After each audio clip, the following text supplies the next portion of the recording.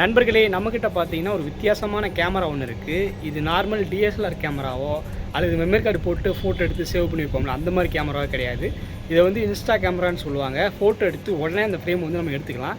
அப்படிப்பட்ட கேமராவை நம்ம ஸ்க்ராப் ஸ்டோரில் இருந்தோ அல்லது ஸ்க்ராப் கண்டிஷன் எடுக்கல. நம்ம ஃப்ரெண்டு வந்து ஒருத்தர் இது ஒர்க் ஆக மாட்டேங்குது, சரி பண்ணி கொடுக்குன்னு சொல்லி கேட்டிருந்தாரு. ஸோ அதனால் இன்றைக்கி நம்ம கைக்கு வந்திருக்குது. எனக்கு கேமராவெலாம் சரி பண்ண தெரியாது, இருந்தாலும் நமக்கு தெரிஞ்சதை வச்சு ஏதாச்சும் ஒன்று பண்ண முடியுமா அப்படின்னு சொல்லிட்டு பார்க்கலாம்.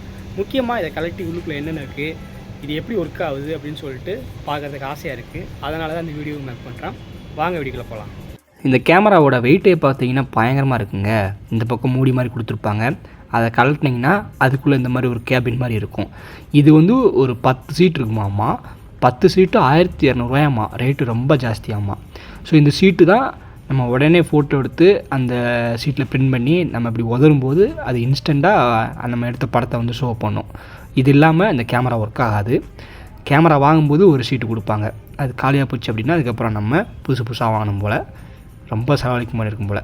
இந்த பக்கம் ஓப்பன் பண்ணி வச்சுக்கோங்களேன், உள்ளுக்குள்ளே வந்து நம்ம வாட்சிக்கு போடுவோம்ல, அந்த மாதிரி பேட்ரி கிட்ட மொத்தமாகவே 2 பேட்ரி கிட்ட தான் கொடுத்துருப்பாங்க போல். ஒரு பேட்ரி கிட்ட 1.5 வோல்ட். அப்போ 2னா 3 வோல்ட்லேயே இது ஒர்க் ஆகுதா?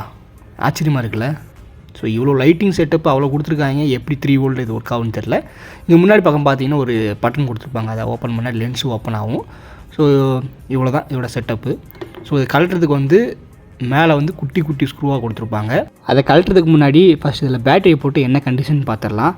அவர் நம்மக்கிட்ட சர்வீஸ் பார்க்க கொடுக்கும்போது இது பேட்டரி போட்டால் நல்லா தான் ஒரு லைட்டெல்லாம் எரியுது, ஆனால் என்ன நமக்கு அந்த கேமரா ஃபோட்டோ பிடிக்கிற பட்டன் அமுக்கணும்னா நமக்கு ஃபோட்டோவே பிடிக்க மாட்டேங்குது, அந்த பட்டன் எதுவும் பிஞ்சு போயிருக்குமா இல்லை என்னென்னு பிரச்சனைன்னு தெரில அப்படின்னு சொல்லியிருந்தார். பட்டன் டேமேஜாக இருக்கும் அப்படிங்கிற கண்டிஷனில் தான் கொடுத்தாரு. நானும் சரி பட்டன் செட்டம்னா நம்ம ஈஸியாக மாற்றிடலான்னு சொல்லிட்டு தான் நான் வாங்கினேன். எனக்கு பெருசாக அந்த கேமராவை பற்றி தெரியாது.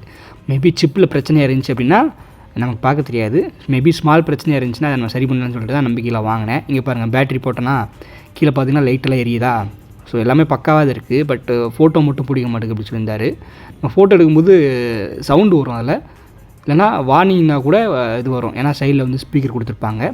நானும் பேட்டரிலாம் போட்டு அது இது அமைக்கி பார்க்குறேன், எந்த ரியாக்ஷனை காணும். சரி ஓகே, வேறு வழி இல்லை, நம்ம கழட்டி தான் பார்க்கணும். இதோட ஸ்க்ரூ பார்த்தீங்கன்னா சும்மா அந்த ஸ்டார் ஸ்க்ரூ இருக்குது பார்த்தீங்களா, அது போட்டு ஈஸியாக கழட்டிடலாம். ஸோ சுற்றி முற்றி இருக்கிற எல்லா ஸ்க்ரூவும் அப்படியே கழட்டுவோம்.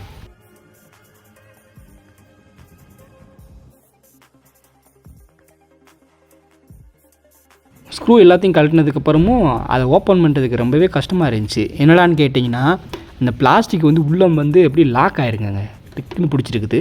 எப்படி ஒரு எண்ணெய் பிடிச்சி ஓப்பன் பண்ணியாச்சு. இன்னும் 2ல் பார்த்தீங்கன்னா அது சுத்தமாக நகலவே இல்லை. அப்புறம் தான் என்னடா இது வரவே மாட்டேங்குன்னு சொல்லிட்டு இந்த பக்கம் ஒரு மூடி மாதிரி இருக்குது பார்த்தீங்களா, அதை எடுத்து விட்டா உள்ளுக்குள்ளே ஒரு ஸ்க்ரூவை பதுக்கி வச்சுருக்காங்க. இங்கே பாருங்கள், இது தெரியாமல் பிடிச்சி இழுத்துன்னு வச்சுக்கோங்க, உடஞ்சிருக்கும். இது நம்ம ப்ராடக்ட் வேறு இல்லை, உடஞ்சின்னா நம்ம தான் ஃபுல் அமௌண்ட் பே பண்ணணும். அதனால் இந்த மாதிரி கேமராவெலாம் கழட்டும் போது பார்த்து கழட்டுங்க. ஸ்க்ரூ எங்கிட்ட வச்சாங்க கொடுத்துருப்பாங்க. ஓகே, ஒரு வழியாக ஓப்பன் பண்ணியாச்சு. ஸோ உள்ளுக்குள்ளே பார்த்தீங்கன்னா இந்த மாதிரி தாங்க செட்டப் கொடுத்துருக்காங்க. பின்னாடி பக்கம் பார்க்குறதுக்கு மேபி எந்த ஒரு எலக்ட்ரானிக் காம்பவுண்டும் இல்லாத மாதிரி தான் தெரியுது. எல்லாமே அடியில் கொடுத்து வச்சுருப்பாங்க. இங்கே பார்த்தீங்கன்னா மேலே வந்து அந்த மோட்ரு, அப்புறம் பவர் சப்ளை போடுறது, அந்த லென்ஸு, அப்புறம் வந்துட்டு இந்த லைட் இருக்கும் பளிச்சுன்னு எரியும் பார்த்தீங்களா, அந்த லைட்டுக்கான சர்க்யூட்ஸ் எல்லாமே மேலே சைடு கொடுத்துருக்காங்க. இன்னொரு சம்பவம் வந்து அந்த லென்ஸும் முன்னாடி இருக்கிற பிளாஸ்டிக்குமே அப்படியே டப்புன்னு பிடிச்சிருக்குது. நானும் அமுக்கி விட்டு பார்க்குறேன், அது வேணால் முன்னாடி நகரதை தவிர அங்கே பாருங்கள் உள்ள அந்த செட்ரு மாதிரி உள்ள முன்னாடி பின்னாடி போயிட்டு வருது பார்த்தீங்களா, அந்த லென்ஸ் வந்து ஒரு குறிப்பிட்ட டிஸ்டன்ஸில் நகருது. எனக்கு என்ன பெரிய சந்தேகம்னா, லென்ஸ் நகருது ஓகே, ஆனால் சென்சார் இருக்கும் பார்த்தீங்களா, அந்த ஃபோட்டோ பிடிக்கிறதுக்கு சென்சார் வந்து நார்மலாக எல்லா கேமராவில் வச்சுருப்பாங்க. ஆனால் இதில் பார்த்தீங்கன்னா சென்சாரே காணுங்க. அப்புறம் எப்படி ஃபோட்டோ எடுக்குது? எனக்கு ரொம்ப குழப்பமாக இருந்துச்சு. நானும் சுற்றி முற்றி பார்க்குறேன், வித்தியாசமாக இருக்குது. ஏன்னா நம்மளும் இந்த சின்ன சாம்சங் கேமரா, பெரிய டிஎஸ்எல்ஆர் கேமராலாம் ஓப்பன் பண்ணியிருக்கிறோம். அதிலலாம் இந்த மாதிரி கிடையாது. இது ரொம்பவே வித்தியாசமாக இருந்துச்சு. இந்த மாதிரி இன்ஸ்டா கேமராலாம் எப்படி ஒர்க் ஆகுதுன்னு கொஞ்சம் டெக்னிக்கலாக பார்க்கலாம். நார்மலாக எல்லா கேமராலையும் பார்த்தீங்கன்னா நம்ம பேட்டரி போடுவோம், மெமரி கார்டு போடுவோம், லென்ஸ் இருக்கும், உள்ளே கழட்டி பார்த்தீங்கன்னா சென்சார் இருக்கும். நம்ம ஃபோட்டோ எடுக்கும்போது அந்த சென்சார் தான் அந்த ஃபோட்டோவை கேப்சர் பண்ணி மெமரி கார்டில் ஸ்டோர் பண்ணுறதுக்காக ஹெல்ப் பண்ணும். ஆனால் இதில் பார்த்தீங்கன்னா நமக்கு பேட்டரி போடுறோம், மேலே வந்து அந்த லைட் இருக்குது, லென்ஸ் இருக்குது, பட் உள்ளுக்குள்ளே வந்து நமக்கு சென்சார் இல்லை. அதுக்கு பதிலாக இந்த மாதிரி கார்பேஜ் ஒரு இந்த சீட்டெலாம் நம்ம உள்ளே வைக்கிறோம். எப்படி ஒர்க் ஆகுதுன்னு யோசிச்சு பார்த்தோம்னா, இப்போ அந்த கார்பேஜ் ஃப்ரேம்ஸ் இருக்குது பார்த்தீங்களா, ஒரு ஃப்ரேம் எடுத்துக்கிட்டிங்கன்னா அதுக்குள்ளே எக்கச்சக்கமான லேயர்ஸ் இருக்கும். அதில் வந்து ஒரு சில கெமிக்கல் லேயர்ஸ் இருக்கும். ஸோ அந்த கெமிக்கல் லேயர் வந்து லைட்டுக்கு ஒரு விதமாக ரியாக்ட் பண்ணும். ஓகேவா? ஸோ லைட்டை ஈஸியாக அப்சர்வ் பண்ணணும்னு வச்சுக்கோங்க. இப்போ இந்த இன்ஸ்டா கேமராவில் பார்த்தீங்கன்னா இந்த லென்ஸ் எப்போயுமே மூடி தான் இருக்கும்.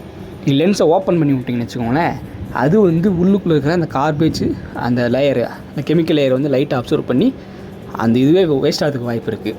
அதனால் எப்போ தேவையோ அப்போ தான் இந்த இன்ஸ்டா கேமரா பார்த்திங்கன்னா அந்த லென்ஸை ஓப்பன் பண்ணும். இப்போ நம்ம ஃபோட்டோ எடுக்க போகிறோம்னு வச்சுக்கோங்களேன், மேலே இருக்க பட்டன் நமக்கும் பக்கத்தில் பார்த்திங்கன்னா ஒரு லைட் இருக்கும். இது அஸ் யூஷுவல் எல்லா கேமராவில் இருக்கிற மாதிரி அந்த லைட்டு தான். ஸோ அந்த லைட் வந்து பளிச்சுன்னு எரியும். ஸோ அப்போ பளிச்சுன்னு எரிஞ்சோடனே என்ன ஆகும், சுற்றி இருக்கிற ஆப்ஜெக்ட் மேலே அந்த லைட் வெளிச்சம் படும், அந்த ஆப்ஜெக்ட்டும் நல்லா பளிச்சுன்னு தெரியும். அந்த டயத்தில் இந்த கேமராவோட லென்ஸ் வந்து ஓப்பன் ஆகி அந்த பளிச்சுன்னு தெரியுற ஆப்ஜெக்டோட இந்த வெளிச்சம் வந்து அந்த உள்ளுக்குள்ளே இருக்கிற அந்த கார்பேஜ் லேயரில் வந்து படும். ஸோ அந்த லேயர் தான் அந்த லைட்டை வந்து ஈஸியாக அப்சர்வ் பண்ணுமே. ஸோ அப்படி கிடைச்ச அந்த ஆப்ஜெக்டில் இது அப்சர்வ் பண்ணி அதுக்கேற்ற மாதிரி ரியாக்ட் பண்ண ஆரம்பிக்கும். இது ஆரம்பத்தில் கேட்கும்போது என்னங்கய்யா எனக்கு ஒன்றுமே புரியலையே அப்படின்னு தான் இருக்கும். எனக்கு அப்படி தான் இருந்துச்சு. அப்புறம் 2-3 டைம் படித்து பார்த்தோம்னா ஓரளவுக்கு கொஞ்சம் புரிஞ்சுது. நீயும் மண்டையில் ஓடிட்டு தான் இருக்குது. ஸோ இப்படி தான் நீங்கள் ஃபோட்டோ எடுத்ததுக்கப்புறம் அந்த லைட்டை அப்சர்வ் பண்ணி கெமிக்கல் ரியாக்ட் பண்ண ஆரம்பிக்கும். அதுக்கப்புறம் ஃபோட்டோ எடுத்து முடிச்சதுக்கப்புறம் அந்த சீட்டு வந்து வெளியே வரும். அந்த சீட்டை சில பேர் உதறாங்க, சில பேர் சும்மா வச்சாலும் ஒரு 2 நிமிஷம் கழித்து நம்ம என்ன ஃபோட்டோ எடுத்தோமோ அது வந்துடுது. ஸோ இந்த மாதிரி தான் ஒர்க் ஆகிட்டுருக்கு. நம்ம இன்னும் இதை ப்ராக்டிக்கலாக எக்ஸ்பீரியன்ஸ் பண்ணி பார்க்கல, சும்மா தியரிட்டிக்கலாக தான் சொல்லிட்டு இருக்கிறேன். அதை அதுக்கப்புறம் முன்னாடி பக்கம் நம்ம ஓப்பன் பண்ண ஆரம்பித்தோம். ஸோ அங்கே தான் பார்த்தீங்கன்னா நமக்கு முக்கியமான அந்த மதர் போர்டு எல்லாமே கொடுத்துருக்காங்க. நான் சொன்னேன் பார்த்தீங்களா, குட்டி ஸ்பீக்கரு, நம்ம பவர் சப்ளை கொடுக்குற உள்ள அந்த வர்றது எல்லாமே இங்கே தான் இருக்குது. ஆனால் இதில் வந்து பெருசாக எதுவும் டேமேஜ் ஆன மாதிரி தெரியல.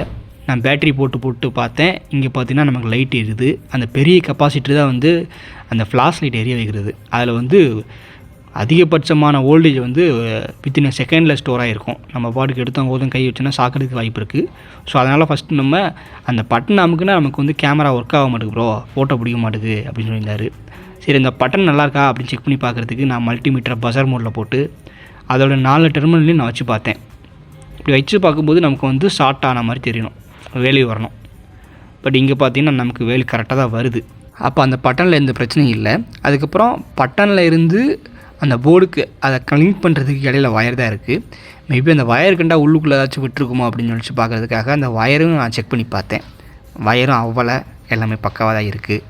அப்புறம் என்னடா பிரச்சனைன்னு சொல்லிட்டு ஒன்று ட்ராக் பண்ணி பார்த்தா மேலே இருக்க பட்டனு, அந்த ஃப்ளாஷு, அப்புறம் ஸ்பீக்கர்னு சொல்லிட்டு எல்லாத்துக்குமே இந்த மதர் போர்ட்லேருந்து கீழே பார்த்தீங்கன்னா இந்த பச்சை கலரு மஞ்சள் கலர்னு சொல்லிட்டு லைன் அடிக்கிருக்காங்க பார்த்தீங்களா, அதுதான் வந்து இந்த மதர் போர்டை இன்புட் அவுட்புட் பேஸ்.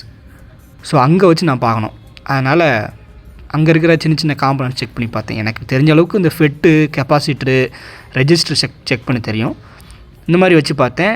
நம்ம பட்டன்லேருந்து வர்ற வயரு உள்ளே வருது, உள்ளே வந்து அந்த ஃபெட்டுக்கு கணக்கு அது எல்லாமே கரெக்டாக தான் போய்கிட்டு இருக்கு.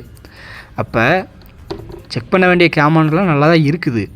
பட் இதை ஆர்கனைஸ் பண்ணுறதுக்கு மதர் போர்டு தான் உள்ளே இருக்கும். மீன்ஸ் சிப்பு இருக்கும், ஒரு பெரிய சிப்பு மாதிரி கொடுத்துருப்பாங்க. அதுதான் எந்த பட்டன் நமக்குன்னா எந்தெந்த ஆக்ஷன் நடக்கணும், ஃப்ளாஷ் எப்போ எரியணும் அப்படின்னு சொல்லிட்டு எல்லாத்தையுமே ஷூட் பண்ணோம், எல்லாத்தையுமே ஆர்கனைஸ் பண்ணோம். ஸோ அதுதான் ப்ராப்ளமாக இருக்குதுன்னு நினைக்கிறேன். ஏன்னா நான் எல்லாத்தையும் செக் பண்ணியிருப்பேன். பாருங்கள், எல்லாமே செக் பண்ணியாச்சு. என் அறிவு கெட்டின வரைக்கும் என்னால் முடிஞ்சது பண்ணேன். இதில் வந்து பொய் சொல்கிறதுக்கு ஒன்றும் இல்லை. நமக்கு தெரிஞ்சதுன்னா தெரியுன்னு சொல்லுவேன். எனக்கு நிறைய விஷயங்கள் தெரியாது. அதனால் அந்த கேமரா வச்சு பார்த்தோம், ஏதோ ஓகே, இதுக்கப்புறம் நம்மளால் கை வைக்க முடியாது. மேபி நம்ம தேவையில்லாமல் கை வச்சு இருக்கையிலையும் போக வச்சிடக்கூடாது. அதனால் வேறு ஏதாச்சும் அந்த போர்டு எதுவும் கிடைக்குதான்னு சொல்லி பார்க்கலான்னு சொல்லிட்டு வச்சுட்டேன். நம்ம பாட்டுக்கு ஐசிஐ செக் பண்ண போகிறேன்னு சொல்லிட்டு ஏதாச்சும் குண்டக்க மண்டக்க நோண்டி விட்டான்னு வச்சுக்கோங்களேன், அப்போ ஒர்க் ஆகாமல் போயிடுச்சுன்னா நம்ம மேலே தான் அது மிஸ்டேக் ஆயிரும். ஏன்னா இது நம்ம பொருள் கிடையாது. நம்ம பொருளாக இருந்துச்சு நான் நோண்டி நுங்க எடுத்துடலாம். அதனால் சரி, இது கூட ஸ்டாப் பண்ணிக்கலாம், தெரியாத விஷயத்தில் மூக்க நோண்டக்கூடாதுன்னு சொல்லிட்டு வச்சுட்டேன். ஸோ எனக்கு என்ன ஐடியானா, நம்ம ஸ்கிராப் மார்க்கெட் நிறையா போவோம், அங்கே இந்த மாதிரி கேமராஸ்லாம் முன்னாடி பார்த்துருக்குறோம். பட் இதை வாங்கினதுக்கப்புறம் நான் பார்த்ததில்லை. அதனால் அந்த மாதிரி ஏதாச்சும் கிடச்சிதுன்னா நம்ம வாங்கி போட்டுக்கலாம், எதுக்கு ரிஸ்க்கு அப்படின்னு சொல்லிட்டு வச்சுட்டேன். ஸோ அப்படி தான் ஒரு ஸ்கிராப் மார்க்கெட் போனப்போ அந்த இடத்துல பார்த்தீங்கன்னா இதே போல் ஒன்று இது பார்த்தேன். ஸோ பக்கத்தில் ஒன்று வந்து அது ஒரு கேமரா தான், இந்த சின்ன பசங்க விளாட்ற கேமரா, ப்ளஸ் இது வந்து இந்த இன்ஸ்டா கேமரான்னு சொல்லிட்டு வந்து அது ஒன்று இருந்துச்சு. ஸோ இது வாங்கியிருக்கிறோம், பார்க்கலாம் அடுத்தடுத்த வீடியோவில் இதை எப்படி சரி பண்ணுறோம். இதில் கண்டிப்பாக இதில் வந்து நம்ம ஃபோட்டோ எடுத்து நம்ம உங்களுக்கு காட்டுவேன். ஏன்னா எனக்கும் ஆசையாக இருக்குது. நான் இந்த மாதிரி கேமராலாம் இப்போ தான் ஃபஸ்ட் டைம் பார்க்குறேன், ஃபஸ்ட் டைம் நோண்டி பார்க்குறேன். ஸோ அதனால் கண்டிப்பாக இதை சரி பண்ணி இது ஃபோட்டோ எடுத்து அப்கமிங் வீடியோவில் நான் அப்டேட் பண்ணுறேன். தேங்க்ஸ் ஃபார் வாட்சிங்.